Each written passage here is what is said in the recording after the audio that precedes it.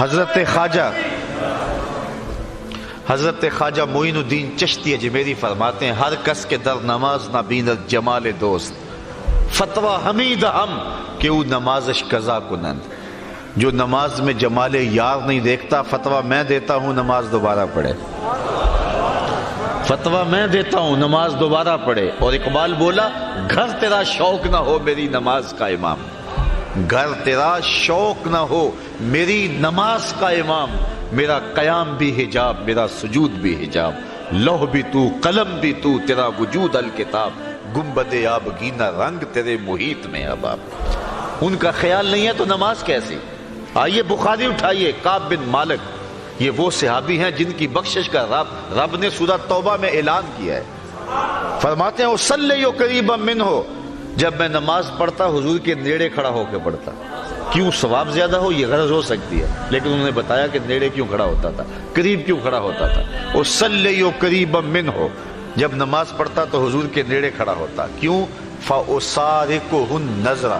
اس لیے کہ نماز بھی پڑھتا رہتا تھا چوری چوری حضور کی دید بھی کرتا رہتا. اصل نماز ہے یہی, روح نماز ہے یہی. میں تیرے روبرو رہوں تو میرے روبرو رہے. دل میں ہو یاد تیری در پہ سرے نیاز ہو. وہ بھی کوئی نماز ہے یار نہ ہو نماز ہو. جب السلام علیکہ ایھا النبی پڑھیں گے تو خیال کے بغیر گزر جائیں گے. کیسے گزریں گے؟ امام غزالی تو یہاں تک بولے کہ اے نمازی پہلے نبی کو دل میں حاضر کر لے پھر نقشہ پکا لے. جب نقشہ پک جائے پھر کہنا آقا تیری بارگاہ میں سلام ہو. تو حسین ابن علی کبھی حضور کے کندھوں پہ سوار ہیں, کبھی حضور کی پشت پہ سوار ہیں, کبھی حضور علیہ الصلوۃ والسلام حسین ابن علی کے دونوں پاؤں اپنے پاؤں پہ رکھتے ہیں اور ان کے ہاتھ پکڑ لیتے ہیں اور فرماتے ہیں بیٹے چڑھتے آؤ. پھر حسین ابن علی رضی اللہ تعالیٰ عنہ کے پاؤں حضور کی پنڈلیوں پہ فرمایا اور آگے آؤ. پھر ان کے پاؤں حضور علیہ الصلوۃ والسلام کے زانوؤں پہ آ جاتے ہیں, پھر ان کے پاؤں حضور کے پیٹ پہ آ جاتے ہیں اور پھر حضور کھینچ کے حضرت حسین کے منہ میں اپنی زبان دے دیتے ہیں. اور کبھی یہ منظر بھی رقم ہوا کہ رسول اللہ نے ارشاد فرمایا حسین منی وانا من حسین. حسین مجھ سے ہے اور میں حسین سے ہوں. یار نبی رحمت صلی اللہ علیہ وسلم نے حسین ابن علی کے لیے یہ پیار کیا اور یہ محبتیں نچھاور کی. اب مولا کائنات سیدنا علی المرتضیٰ کے اس فرزند کو کربلا میں دیکھو کہ اس پیار کا جواب کیسے دیا. جب نبی کے دین کا پرچم گرنے لگا تو جس شخص نے سب پوری قوت کے ساتھ کھڑے ہو کر کے نبی کے دین کی گرتی ہوئی قدروں کو پامال ہونے سے بچایا, گھوڑوں کی ٹاپوں سے خود پامال ہو گیا لیکن نبی کے دین کو پامال نہیں ہونے دیا, اسی شخص کا نام حسین ابن علی. قرآن کافی ہے, وافی ہے, ہماری ضروریات کا کفیل ہے, لیکن اہل بیت کے دامن کو بھی تھامنے کی تلقین کی گئی. تو اس کا جواب یہ ہے کہ قرآن تھیوری ہے, اہل بیت اس کا پریکٹیکل ہے. تھیوری دیکھنی ہے تو قرآن کو دیکھ لو اور پریکٹیکل دیکھنا ہے تو کربلا کے تپتے ہوئے ریگزار میں حسین ابن علی کو دیکھ لو. تھوڑے دکھ نہیں آئے تھے جتنے دکھ امام پاک کو کربلا میں پہنچے. کو ہمالیہ پہ بھی آتے تو اس کا پتا بھی پانی ہو جاتا.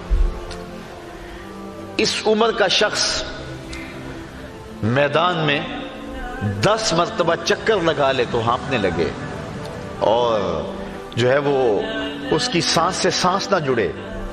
لیکن تاریخ نے بتایا اس بڑھاپے کے باوجود برستے تیروں میں حضرت امام حسین 71 لاشیں لینے گئے. ایک بار نہیں, 2 بار نہیں, 71 بار جاتے ہیں.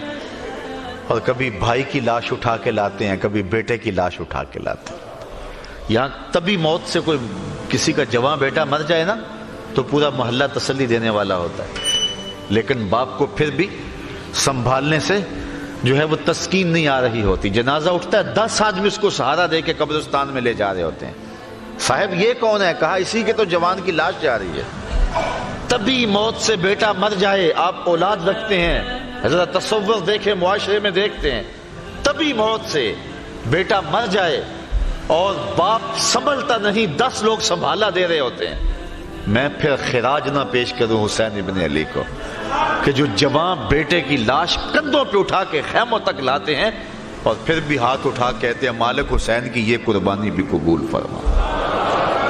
6 ماہ کے بیٹے کو فرات کے کنارے لیے کھڑے ہیں اور کہا میرے سے تمہارا اختلاف ہے، اس سے تو نہیں ہے، اس کو تو پانی دے دو، لیکن جواب میں تیر ملتا ہے اور حضرت اصغر کا گلا کٹ جاتا ہے، خون کے فوارے بہنے لگتے ہیں اور 6 ماہ کا بیٹا ہاتھوں میں تڑپ کے ٹھنڈا ہو جاتا ہے۔ حضرت امام حسین پھر بھی کہہ رہے ہیں مالک حسین کی یہ قربانی بھی قبول فرما۔ کبھی کٹے ہوئے بازو بھائی کے اکٹھے کر رہے ہیں، کبھی قاسم کی لاش اٹھا کے لا رہے ہیں، اتنے دکھ کلیجے پہ، لیکن اس کے بعد استقامت کا کوہ گراں بنے ہوئے ہیں۔ گھوڑے کی زین پہ حضرت امام حسین رضی اللہ تعالی عنہ جب بیٹھتے ہیں اور لشکر کوفہ کی جانب بڑھتے ہیں تو آواز آ رہی ہے یہ کون ذی وقار ہے، بلا کا شاہ سوار ہے، لباس ہے پھٹا ہوا، غبار سے اٹا ہوا، تمام جسم نازنی، چھدا ہوا کٹا ہوا، پھر بھی ہے ڈٹا ہوا، یہ نبی کا نور عین ہے، یہ بال یقین حسین ہے۔ حضرت امام حسین کو پیاس کیوں ستاتی؟ حضور کی زبان چوسی تھی۔ سواری سے کیوں گرتے؟ اس لیے کہ حضور کے کندھوں کی سواری کی تھی۔ حضرت امام حسین نے حضور علیہ السلام کی پشت میں بیٹھے اور انہوں نے سجدے کو طول دیا تھا، آج حسین نے بھی اس کے بدلے میں ایک سجدہ کیا۔ کربلا کے میدان میں سجدہ کیا حسین ابن علی نے۔ آپ جانتے ہیں جب گھوڑے کی زین سے فرش زمین پہ آئے، ایک تو علماء وائزین اور ذاکرین کا سٹائل ہے، ظاہر اس انداز میں واقع کربلا کو بیان تو نہیں کر پا سکتا اور مشکل بھی ہے، لیکن جو محتاط روایتیں ہیں اس کے مطابق آپ کا جب پیراہن اتارا گیا تو 113 سوراخ اس میں تیروں کے تھے، 33 زخم تلواروں کے تھے اور 34 گھاؤ نیزوں کے تھے، اور نیزوں کی انیاں جسم میں ٹوٹ چکی تھی، اور گھوڑے کی زین سے فرش زمین پہ آئے۔ ایک کانٹا بھی بدن پہ چبھا ہو تو ہماری نماز رہ جاتی ہے، اور اتنے تیر بدن میں اور لخت لخت سے خون بہ رہا ہے، 71 لاشیں پڑے ہوئے ہیں، اور 22,000 کا لشکر جرار جو ہے وہ ٹوٹ کے آپ پر تیر برسا رہا ہے، لیکن گھوڑے کی زین سے فرش زمین پہ آئے، صابر ایسا کہ نماز کا وقت ہو گیا۔ میں کہتا ہوں حسین جیسا بھی کوئی نمازی ہو سکتا ہے، نماز کا وقت ہو گیا تو سجدے میں سر جھکا دیا اور اللہ کی بارگاہ میں عرض گزار ہوئے اللہم رضن بقضائک وصبرن علی بلائک تسلیما لامرک سبحان ربی الاعلی۔ مالک دکھ سہ کے، تکلیفیں برداشت کر کے، بیٹے کٹوا کے، خاندان لٹا کے، تیرا حسین تیرے پہ پھر بھی راضی ہے، تو بھی بتا تو بھی حسین پہ راضی ہوا ہے یا نہیں ہوا؟ آواز آ رہی ہے اس پیاسے پر محمد مصطفیٰ کو ناز ہے، اس نواسے پر علی شیر خدا کو ناز ہے۔ اوروں نے بھی سجدے کیے پر اس کا عجب انداز ہے، اس نے وہ سجدہ کیا جس پر خدا کو ناز ہے۔ ایسا لمبا سجدہ کسی نے نہیں کیا ہوگا۔ آپ جانتے ہیں کہ دست قاتل نے اس وقت سر انور کاٹا جب سجدے میں جھکا ہوا تھا۔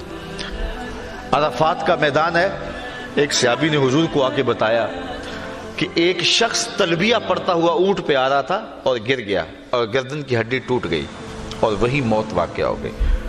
حضور نے فرمایا اس کو احرام میں کفن دے دو اور دفن کر دو، اور پھر حضور نے ایک تاریخ ساز جملہ ارشاد فرمایا یہ شخص جب قیامت کے دن اٹھایا جائے گا ملبیاً، یہ لبیک لبیک پکارتا ہوا اٹھے گا، چونکہ لبیک لبیک تلبیہ پڑھتا ہوا شہید ہوا ہے، فوت ہوا ہے، تو اٹھے گا بھی تو اسی حالت میں، تو سمجھ آگے جس حالت میں کوئی جاتا ہے اسی حالت میں اٹھایا جاتا ہے۔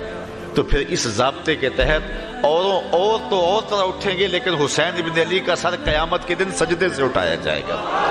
تو حسین آج بھی سجدے میں ہے، اتنا لمبا سجدہ کسی نے نہیں کیا جتنا لمبا حسین ابن علی نے کیا ہے۔